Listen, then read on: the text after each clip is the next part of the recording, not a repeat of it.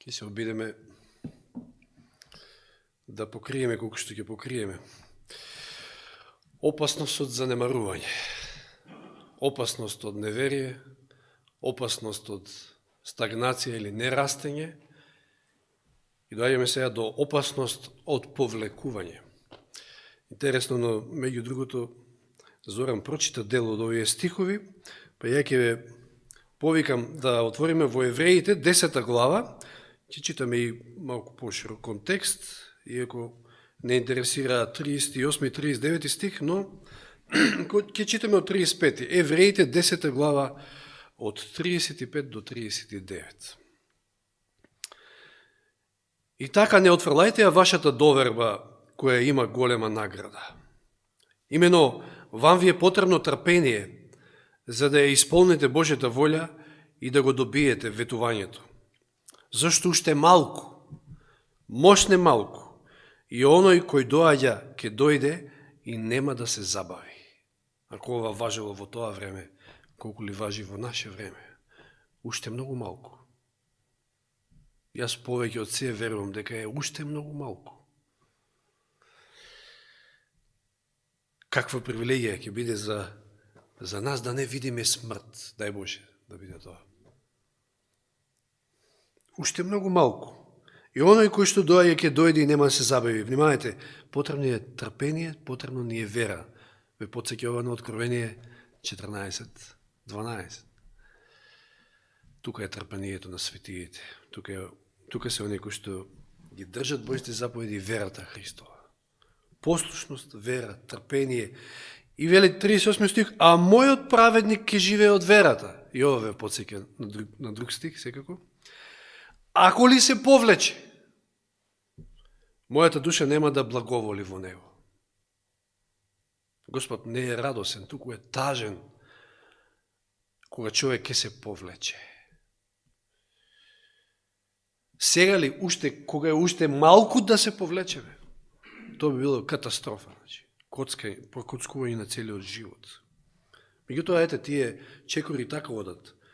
Занемарување, неверие, стагнација, односно умирање, од умирање, кога не расте, човекот кога не оди напред, во духовна смисла тогаш оди назад.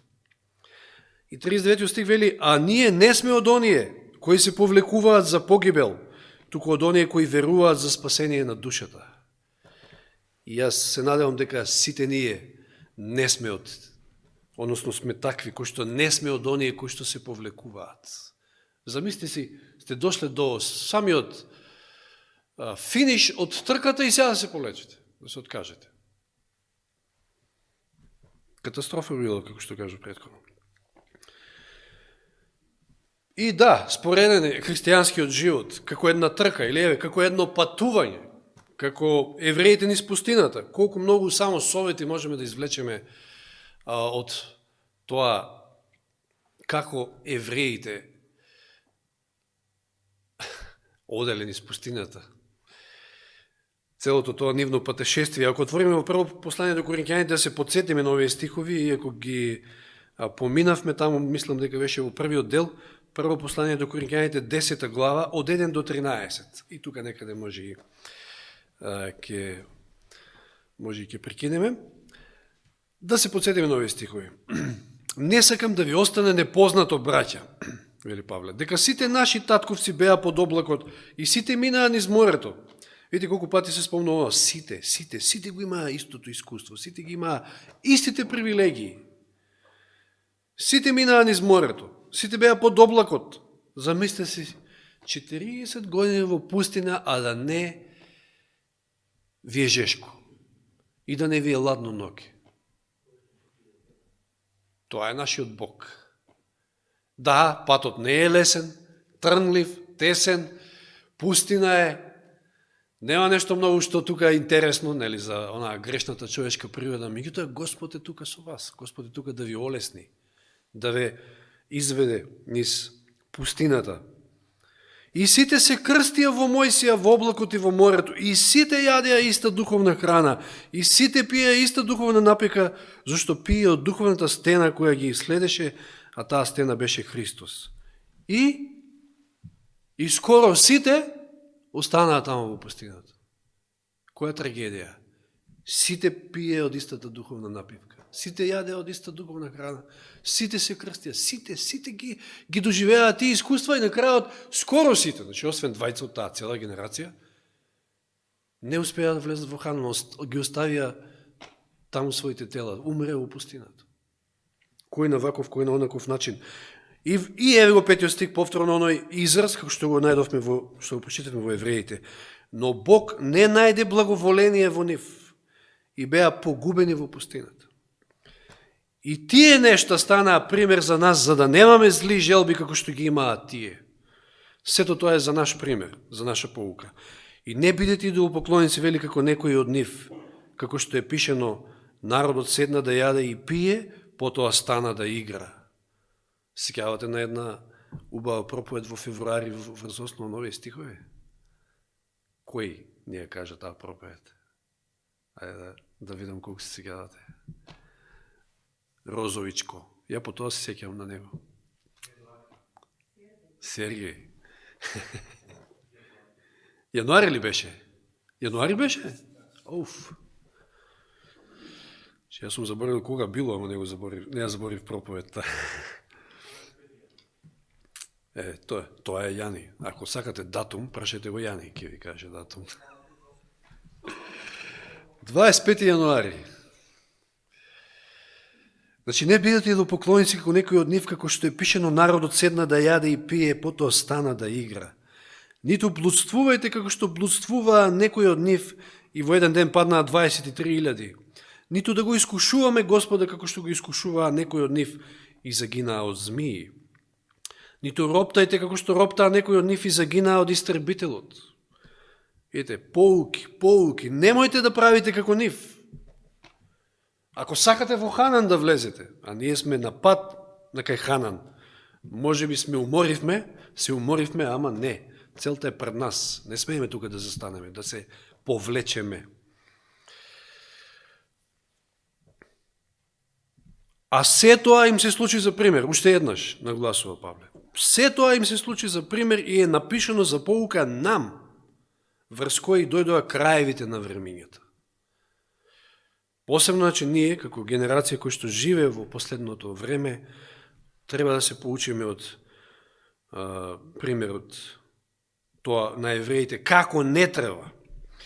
И така, кој мисли дека стои, предупредува, нека внимава да не падне. И дури 13 стих вели, никакво искушение не ве постигна, освен човечкото. Од каде доаѓаат искушенијата? Што вели Јаков таму? Од нас, од нашата грешна природа. Таа не мами. Да, ѓаволот ќе ни постави некоја стапица, ама или како беше, ќе го истори само млекото, ама после понатака се е наше дело.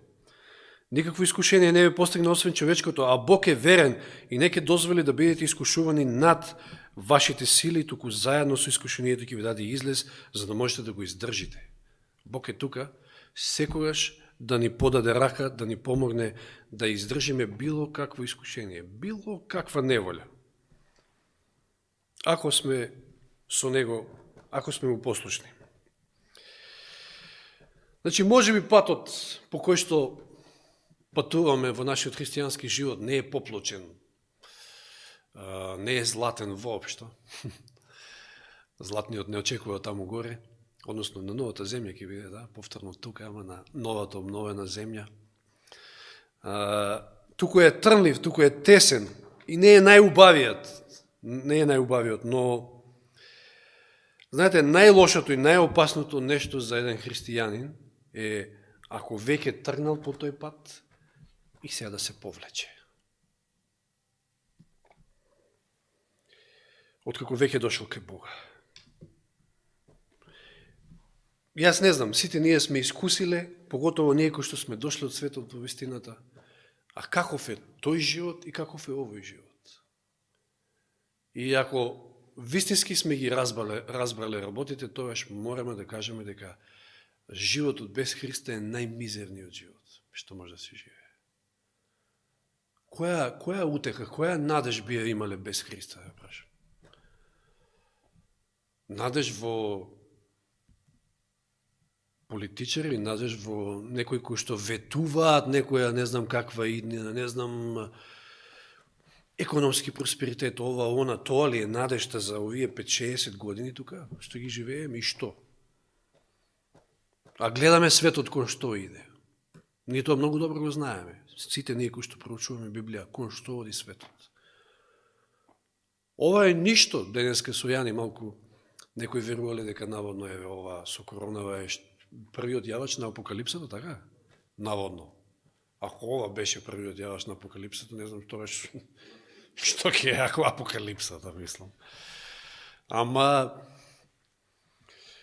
ако добро е тоа што некако ги тераат овие настани мнозина да размислуваат во тој правец. И јас верувам дека понатаму како ќе се движат настаните, да, нема да бидат лесни, сето тоа, меѓутоа нам ни е потребна храброст и поголема вера, затоа што нивните срца колку толку ќе бидат поотворени за да слушаат. Јас тоа го верувам.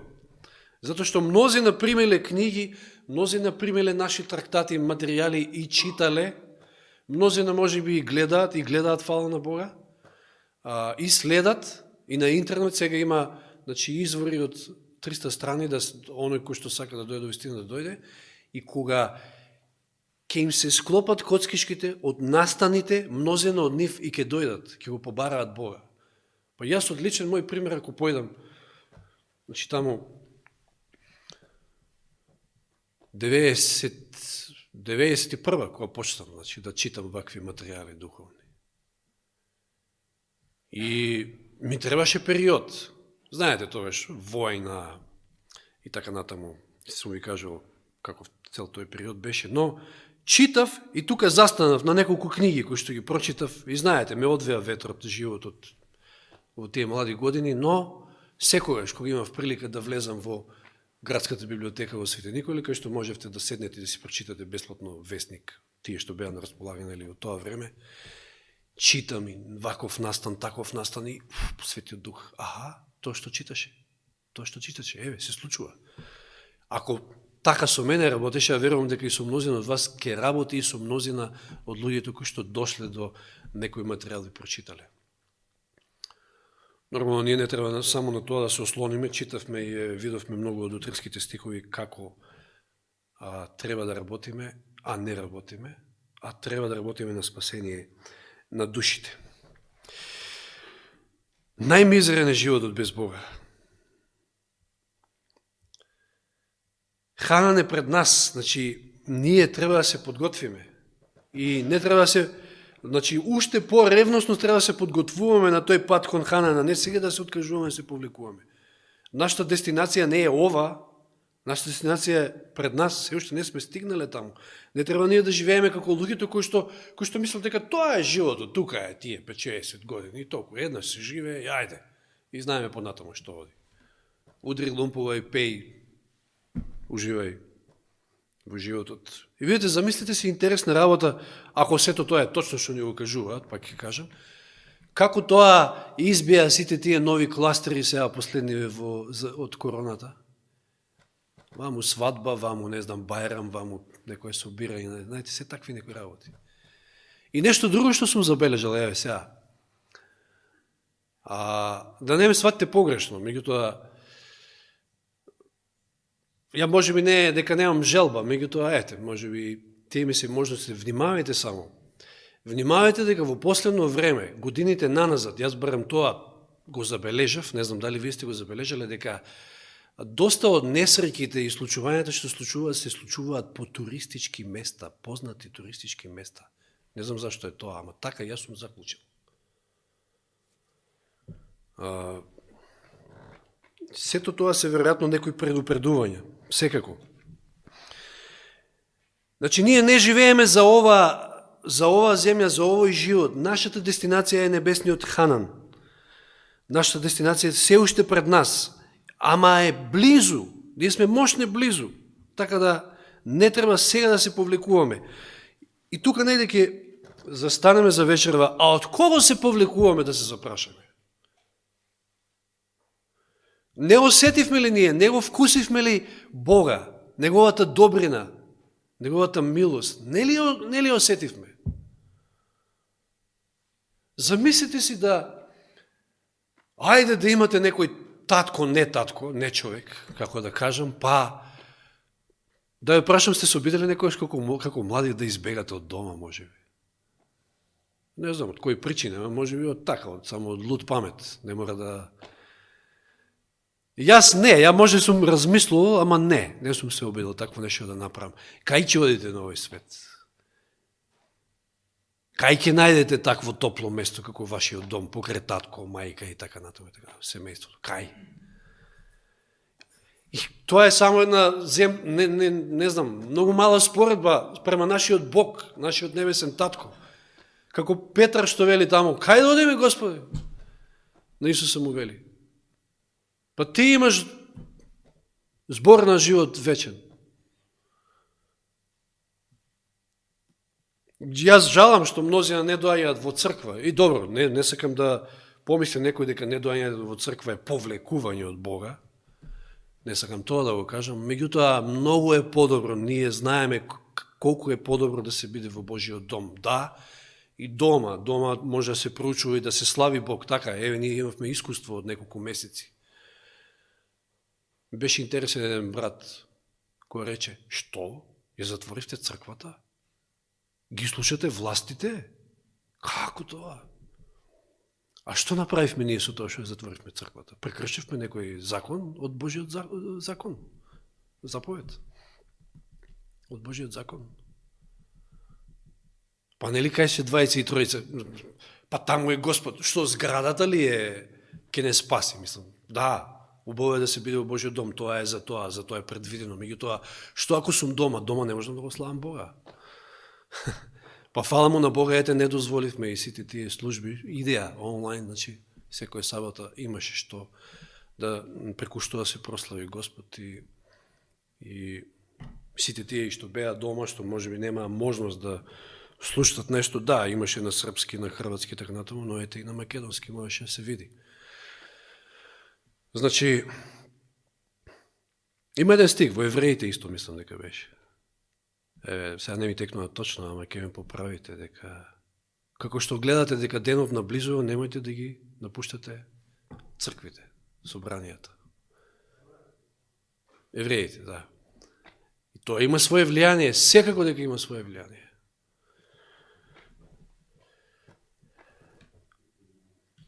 Да се повлечеме и да отидеме од така добриот Бог. А или не сме го почувствувале стварно како што треба во нашиот живот. Не знаеме кој е Бог, за да се повлечеме од Бог. Јас тука ќе застанам, 8:05, како што гледам на часовникот, ќе продолжиме. Следната сабота се надам овде ново место.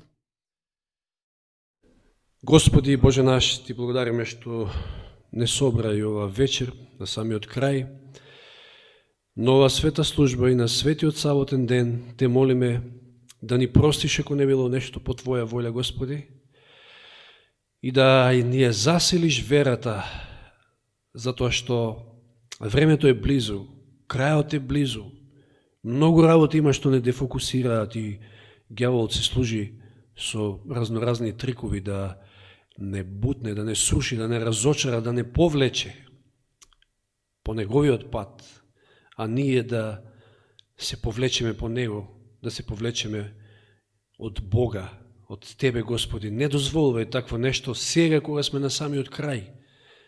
Засилија нашата вера, која што толку многу ни е потребна во овие времења. И води не по сигурниот пат на спасението, кој е еден и единствен. Ти си секојаш тука покрај нас, Ти си секојаш да не охрабриш, ни го даде, ни го испрати својот утешител, да не поучува, да не теши, да не храбри. Затоа, Господи, помогни ни да се предадеме целосно на Твои раце, да Ти бидеме целосно послушни на Твоите совети, на Твоите упатства, затоа што само така ќе можеме да се поучиме и од оние негативни искуства, за жал, на израелскиот народ низ пустината, кој што сите ги има овие привилегии што ние денес ги имаме. И многу повеќе можеме да кажеме преку сите оние чудеса што ги гледаа секој ден. И на крајот како завршија? Не дозволувај, Господи, такво нешто со нас. Крајот е близу. Подигни не, дај ни цврста вера, дај ни ревност да ја проповедаме речта, на тој начин спасувајќи ги другите, да се спасеме и себе. Нека ти е вечна слава и фала, Господи, за се што правиш во нашите животи, води не во оваа нова седмица, а за се ти благодариме во Христово име. Амин.